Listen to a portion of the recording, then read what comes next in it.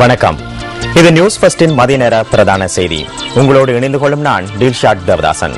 முதலில் தலைப்புச் செய்திகள். ரயில்வே ஊழியர்கள் தொழிற்சங்க நடவடிக்கையில் தூர ரயில் சேவை உள்ளிட்ட பல ரயில் சேவைகள் ரத்து.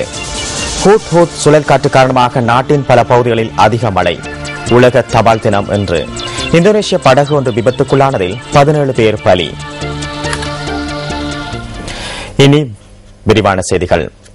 வடமாகாணத்தில் இழுவை படகு மீன்பிடி முறையை அனுமதிக்குமாறு கோரி வல்வெட்டித்துறை கிழக்கு மீனவர் சங்க உறுப்பினர்கள் கவனஈர்ப்பு போராட்டத்தில் ஈடுபட்டுள்ளனர். இந்த கவனஈர்ப்பு போராட்டம் வடமாகாண சபை கட்டடத்துக்கு முன்பாக இடம்பெற்றுள்ளது. வடமாகாண சபை கட்டடத்துக்கு முன்பாக இன்று காலை 8:30 தொடக்கம் 1 மணித்தியாலத்துக்கு இந்த போராட்டம் இடம்பெற்றதாக எமது பிராந்திய செய்தியாளர் தெரிவிக்கின்றார்.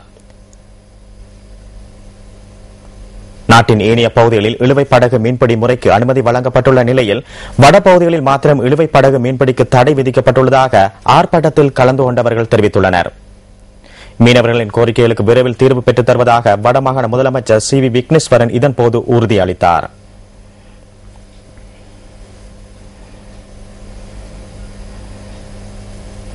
வடமாகாணத்தில் அசாதாரண சூழ்நிலையால் வீடுகளை இழந்தவர்களுக்கு வீடுகளை நிர்மாணிப்பதற்கு பாகிஸ்தான் அரசாங்கம் $1 மில்லியன் நிதியுதவி வழங்கியுள்ளது.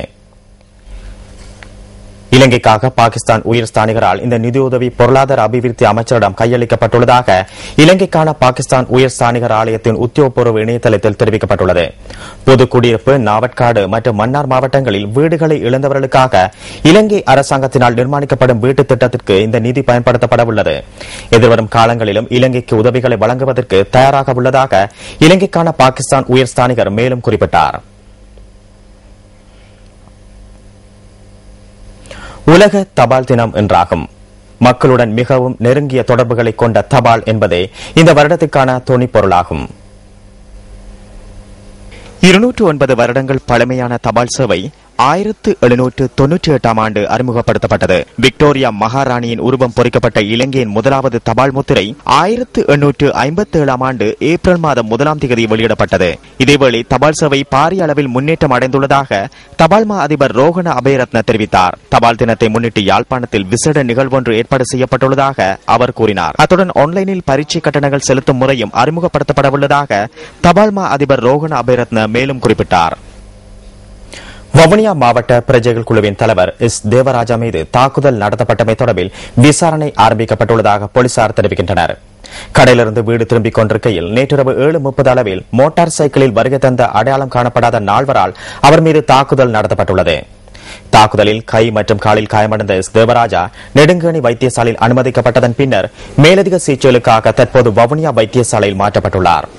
நெடுங்கணி வைத்தியசாலைக்கு நேற்றிரவு சென்று முறைப்பாடு செய்யப்பட்டுள்ளதாக போலீசார் குறிப்பிட்டனர். தாக்குதல் மேற்கொண்டவர்களால் தமக்கு அச்சுறுத்தல் எடுக்கப்பட்டதாகவும் முறைப்பாட்டில் தெரிவிக்கப்பட்டுள்ளதாக போலீசார் மேலும் சுட்டிக்காட்டினர்.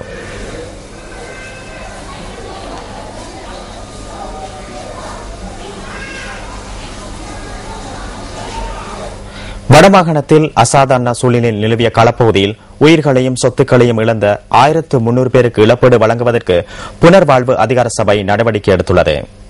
இதற்காக 120 மில்லியன் ரூபாய் நிதி ஒதுக்கப்பட்டுள்ளதாக அதிகார சபையின் தலைவர் EH சமரசிங்க குறிப்பிட்டார். பாதிக்கப்பட்டவர்களுக்கு இழப்பீடு வழங்கும் நிகழ்வு எதிர்வரும் 12ஆம் தேதி கிளிநொச்சியில் இடம்பெறவுள்ளது. கடந்த காலங்களில் விண்ணப்பங்கள் கோரப்பட்டு பிரதேச செயலாளர் பிரிவு மட்டத்தில் தெரிவானவர்களுக்கு இந்த இழப்பீடு வழங்கப்பட உள்ளதாக புனர்வாழ்வு அதிகார சபையின் தலைவர் மேலும் கூறினார்.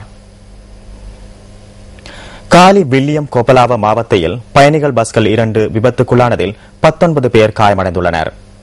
இலங்கை போக்குவரத்து சபைக்கு சொந்தமான பஸ் ஒன்றும் தனியார் பஸ் ஒன்றும் இன்று அதிகாலை விபத்துக்குள்ளானதாக போலீசார் குறிப்பிட்டனர். விபத்தில் காயமடைந்தவர்கள் கண்டி பொது வைத்தியசாலையில் அனுமதிக்கப்பட்டுள்ளதாக போலீசார் தெரிவித்தனர். விபத்து தொடர்பில் தனியார் பஸ்ஸின் சாரதி கைது செய்யப்பட்டுள்ளதுடன் அவர் இன்று நீதிமன்றில் ஆஜர்படுத்தப்பட உள்ளார். மட்டக்களப்பு, அம்பாறை மாவட்டங்களில் கடல் மீனின் விலையில் வீழ்ச்சி ஏற்பட்டுள்ளதாக எமது பிராந்திய செய்தியாளர் தெரிவித்தார். கரைவலை, மாயவலை, ஆழ்கடல் மீன்பிடி ஊடாக அதிகளவு மீன்கள் கிடைக்கப் பெறுகின்றமையே கடல் மீனின் விலையில் வீழ்ச்சி ஏற்பட காரணம் என தெரிவிக்கப்பட்டுள்ளது.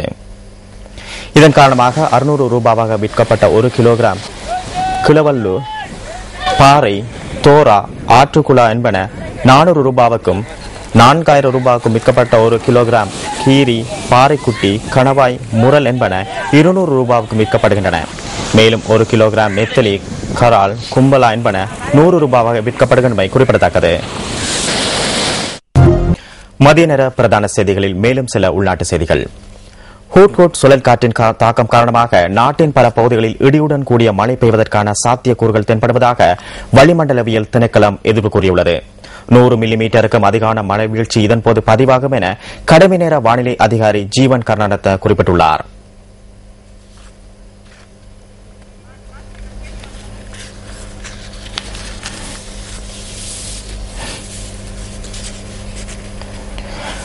ரயில்வே ஊழியர்கள் ஆரம்பித்துள்ள தொழிற்சங்க நடவடிக்கை காரணமாக தூர ரயில் சேவை உட்பட ரயில் சேவைகள் பல ரத்து செய்யப்பட்டுள்ளன. இன்று நண்பகல் 68 புகையிரதங்களை சேவையில் ஈடுபடுத்தப்பட தீர்மானிக்கப்பட்ட போதிலும் தொழிற்சங்க நடவடிக்கை காரணமாக அவை ரத்து செய்யப்பட்டுள்ளதாக பிரதான ரயில்வே கட்டுப்பாட்டாளர் டி.வி. குணபால தெரிவித்துள்ளார். எவ்வாறாயினும் 40 புகையிரதங்கள் எவ்வித பிரச்சினைகளும் இன்று சேவையில் ஈடுபட்டதாக தெரிவிக்கப்பட்டுள்ளது. சம்பள கொடுப்பனவு உள்ளிட்ட சில கோரிக்கைகளை முன்வைத்து நேற்று நள்ளிரவு முதல் இந்த போராட்டம் நடத்தப்பட்டு வருகின்றது.